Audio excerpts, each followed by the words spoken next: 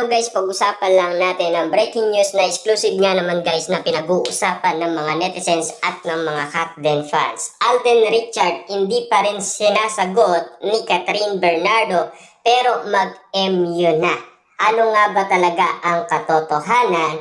Bakit hindi pa ba sinasagot ni Catherine Bernardo si Alden Richard? Naghihintay pa ba tayo guys ng updated ni Catherine Bernardo? Pero alam naman natin guys, mahingay na sila sa social media na mag-MU na daw sila at finally legit na daw yan ayon sa mga fans dahil sa mga naririnig nilang bulong-bulungan sa lahat ng social media platform. Kitang-kita naman natin guys, no?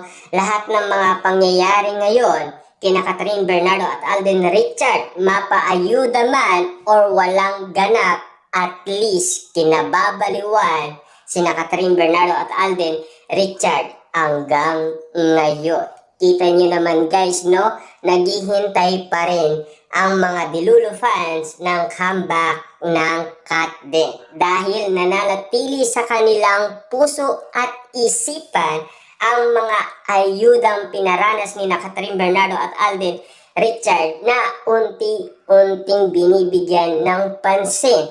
Lalong-lalo na guys, ang tunay na pag-ibig ni Alden Richard kay Catherine Bernardo.